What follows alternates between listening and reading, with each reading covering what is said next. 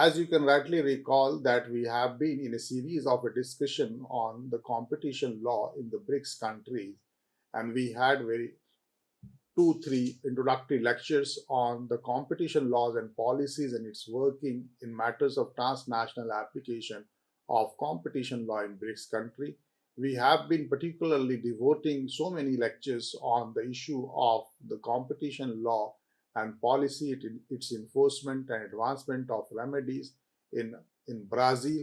Now we are turning our discussion into to see that how the other important country in the BRICS region happens to be the Russia, and how the Russian competition law, which is nomenclatured as the anti-monopoly law, which is started in 1991, and then it how it gradually seems to have a kind of a refinement from on competition and the restriction of the monopolistic activities on goods market 1991, which has undergone to change in 1992, 1994, 1995, and 1996. Besides that, we have got a new law on dealing with the competition, on the protection of the competition in 2006, which was allowed to be operated to see that there should not be any kind of a competition concern, and as well as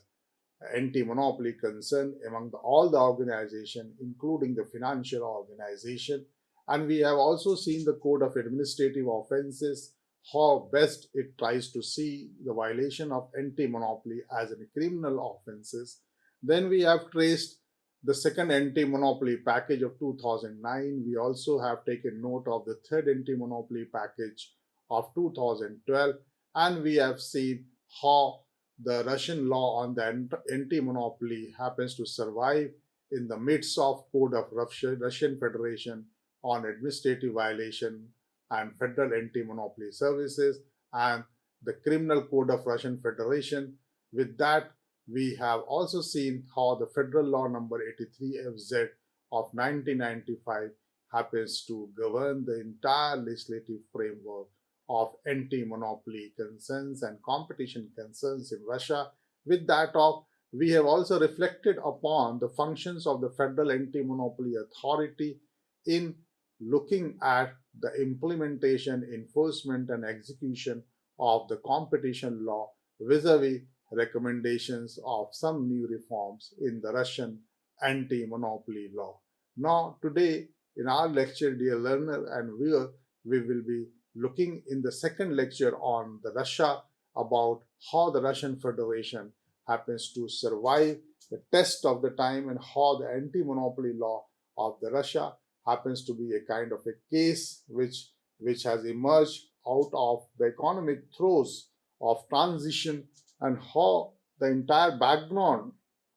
of 1990s, which have undergone to a great upheaval of the economic reforms under the Glasnost and the Perestroika, and in the post-Glasnost and Perestroika kind of an economic transition, what happens to be the shape, what happened to be the blueprint, what happens to be the structure of the anti-monopoly system of the Russian Federation. That happens to look at and happens to be very interesting, because what we see that in July 1990, there was a state committee for anti-monopoly policy, and the support of new economic structure was established, and it is under the establishment of new economic structure in 1990, for the first time an anti-monopoly enforcement authority came into being, and gradually in 1997 what we notice in Russian economy that a committee was renamed as a state anti-monopoly committee, and in 1998 we find the functions of the state anti-monopoly committee transferred to the Ministry for Anti-Monopoly Policy and Support to Entrepreneurship. And these are some of the very notable development from the point of view of giving effect to the anti-monopoly law or the competition law, that it leaving nothing to the chance and waiting and pondering on the issue that what will be the blueprint of the competition law in the wake of new economic transition. The Russian Federation have shown great resilience in thrashing out what we can say the State Anti-Monopoly Committee in 1997, and the State Monopoly Committee within a short span of 1 year has been transferred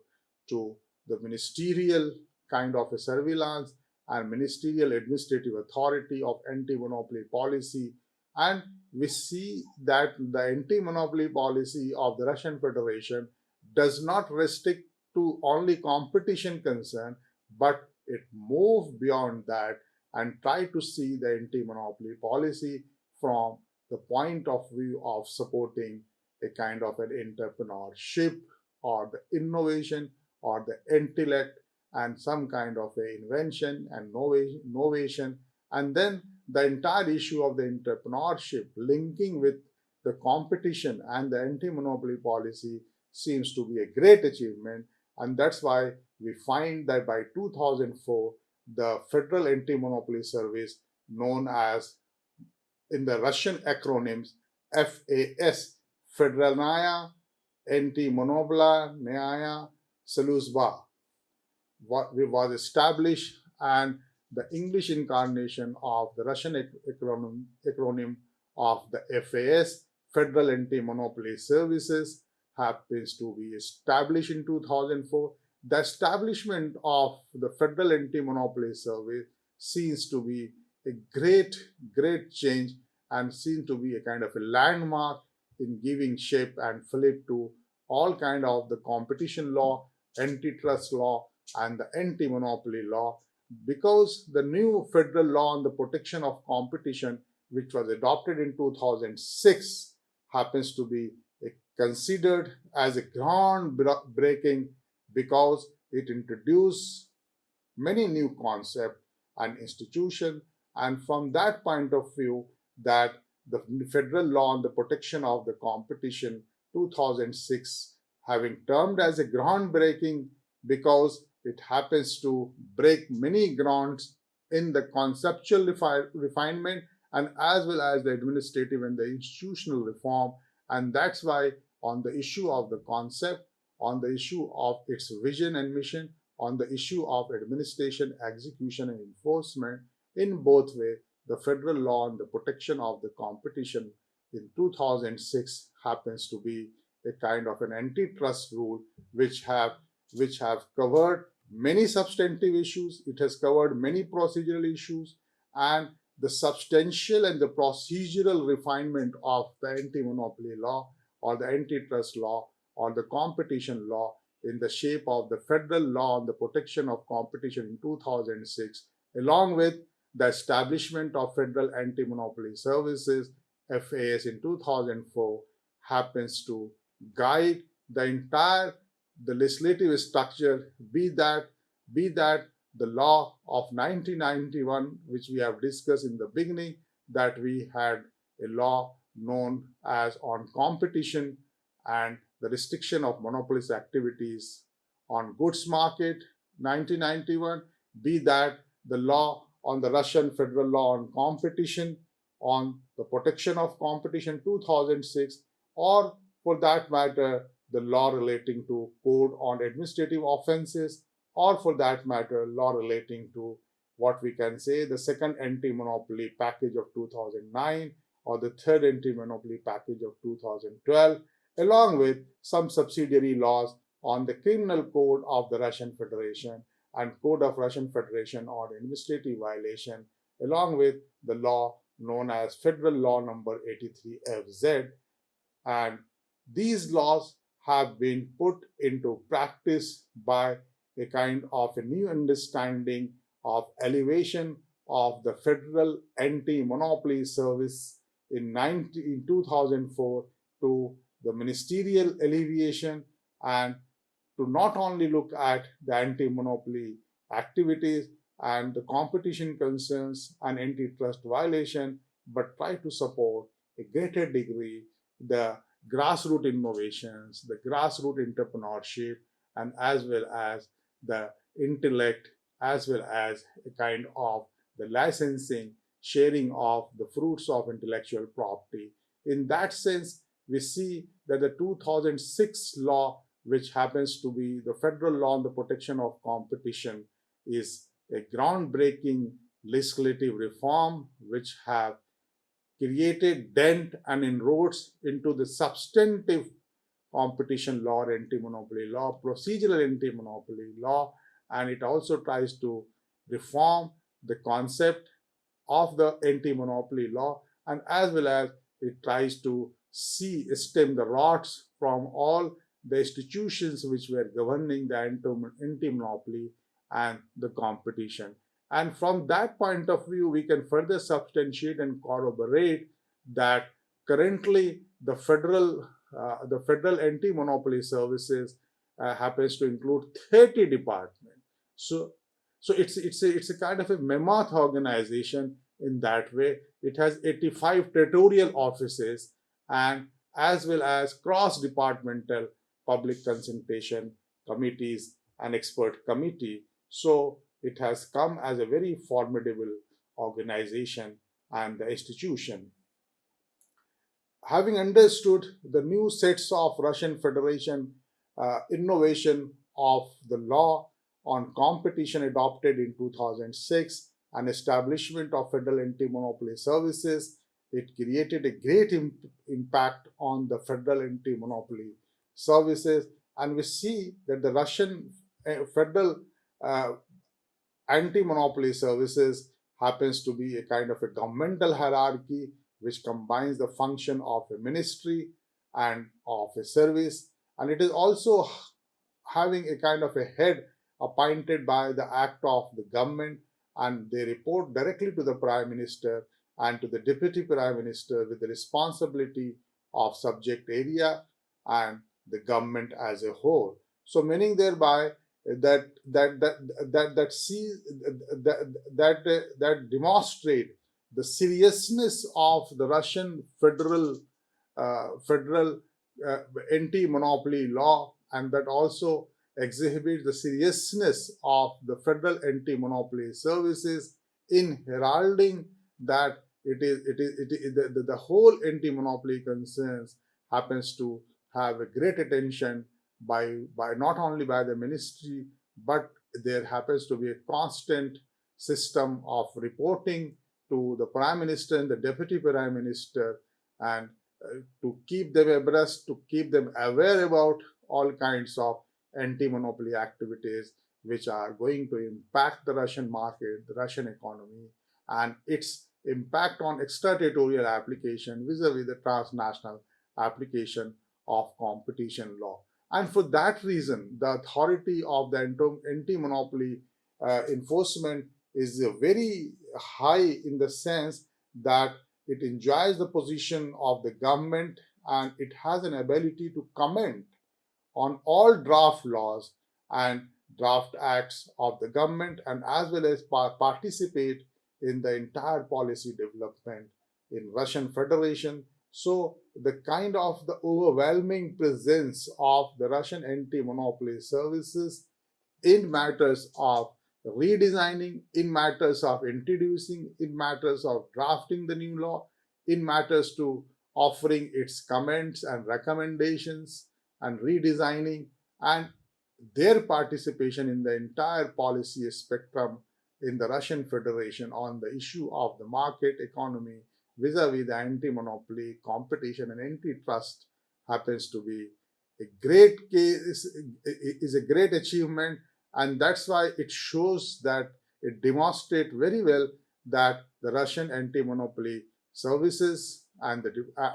Russian anti-monopoly services happens to be a kind of a watchdog on all kinds of anti-monopoly activities in Russia, and their ability happens to be something overarching, overwhelming, in most important tool to protect and promote a fair and equitable competition in the Russian market. And to that end, if you look at some of the major achievements of the Russian anti-monopoly services, then what we find that we have a federal anti-monopoly service of 2012. We have a federal anti-monopoly service report, the annual report.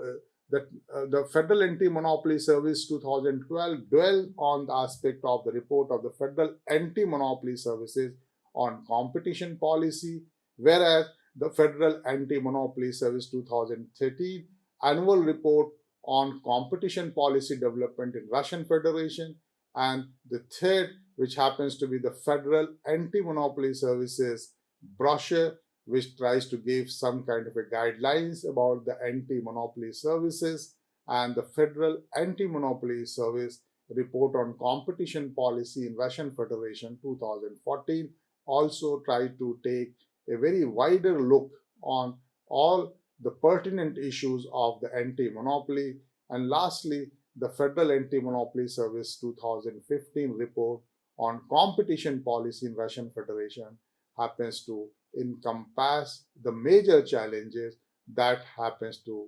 pose in the entire market scenario in the Russian economy and the Russian Federation. That's what we notice, and what is discernible out of the perusal of this report is the fact that the Russian Competition Enforcement Authority has many central offices and territorial branches, and then it is heavily influenced by the other local institutions and local government, but they retain their independence, they retain their autonomy, they retain their personnel, they retain their finances, and as we have noticed just now, that this is a kind of a mammoth organization and institution because it has 30 departments, it has 85 territorial offices, and it has a cross-departmental public consultation committee and a large number of the expert committee to advise time to time on the anti-monopoly concerns in the Russian market. However, what we see that the entire functioning of the federal anti-monopoly services in Russia happens to be a case that it is one of the most formidable and the powerful institutions to look at the issues of competition law, policy, enforcement, and advancement of competition remedies. And that's why, besides, we have noticed the functioning of pivotal functioning of the CAD in the Brazil, it is no less important to give our adequate attention to Federal Anti-Monopoly Service Organization of the Russian Federation because it happens to be meticulously engaged in a large scale reform of the competition law. And that raises to the another issue of the actual working and the actual estimation of the Russian Federation Federal Authority and the actual working of the Russian Federation of Anti-Monopoly Services is being demonstrated by many studies, and we see among all the big countries we have large number of the anti-competition bodies or the competition law bodies, but the Russian Federation and the Chinese anti-monopoly authorities happens to be the widest in their competence and the extent of their reach. And that's why we see that there is a substantial state involvement either in the Russian federal anti federal anti-monopoly services and the Chinese national authority. We also find that all competition authorities in British country have the power to prohibit and prosecute anti-competitive agreement, abuse of dominant position, and enforce merger and control. Nonetheless, what we find that the Russian federal law on the protection of competition prohibits act and actions, agreement, concerted practices of the federal executive authority as well as the public authority of the subject of Russian Federation, all the bodies of local self-government, other bodies, other organizations exercising the functions of, of the banks. The banks are also included under the Russian Federation, and all kinds of financial institutions also been encompassed under the purview of the Russian Federation anti-monopoly services agencies. And thus we see that the entire functioning of the Russian FAS appears to be the largest competition authority amongst the BRIC country, both in terms of budget, both in terms of staff, both in terms of its overwhelming presence. And this is largely because of the fact that numerous regulatory terms and tasks were carried out by the agency, and as well as there happens to be a very centralized funding of 85 territorial offices. Thus, the Russian anti-monopoly federal anti-monopoly services happens to be the large number of cases they have handled so far among all the BRICS countries, and we can conclude that as a result, what we find that with relatively modest workload per office in the Russian anti-monopoly services office, federal, we find that their achievement happens to be very fastest, and they have a fastest rate of the achievement in cases of merger review among all the BRICS countries. And lastly, besides having a kind of an estimation, besides having a kind of a real working of the federal anti-monopoly services and its comparison and contrast among all the BRICS countries, what is important to be said in terms of uh, Russian competition law, that Russian competition law have been very vigilant in bringing sustainable development and the environment also to the fore. And that's why it's not surprising that the Russian anti-monopoly services and the Russian Federation and their anti-monopoly law have been very careful in balancing between the sustainable development and anti-monopoly legislation, and they have taken a large number of measures to implement, to preserve natural wealth, to reduce negative impact on the environment, and promote environmental education. In this reference, we can refer to the National Project on Ecology, which tries to achieve sustainable development through waste management, emission reduction, and conservation effort. Thus, the entire strategic outline and goals for reducing the greenhouse gas emission and transitioning to the environment friendly energy resources, we find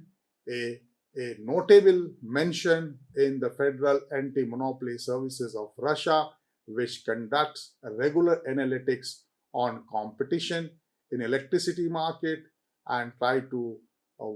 prevent monopolistic activities where there happens to be a threat to the environment and sustainability and the energy industry. They are extra careful in matters of the energy sector and the energy industry in implementing strategies to reduce emission and improve environmental performances. Thus, we see that it is very rare to note in any kind of a country that within the purview of the competition law or the anti-monopoly law or the antitrust law, there happens to be a case of balancing competition law and policy with sustainability efforts and implementing measures to preserve the natural wealth and try to see that how they manage the renewable and non-renewable energies and how they try to see that the entire ecology and economy are also to be linked in such a way that when we talk of market, when we talk of competition, we must pay equal attention to the conservation and sustainable development. This way, what we see that the entire Russian law on the competition happens to be a very interesting study in matters of not only protection of the anti-competitive behavior, the merger review, or abuse of dominance, but it happens to see that how all the anti-monopoly legislations have to be met with a great degree of success by any kind of the strategy, that may that be administrative strategy, be that be judicial strategy, be that be prosecutorial strategy for the organizations and individual in overall functioning and the improvement of the competition law,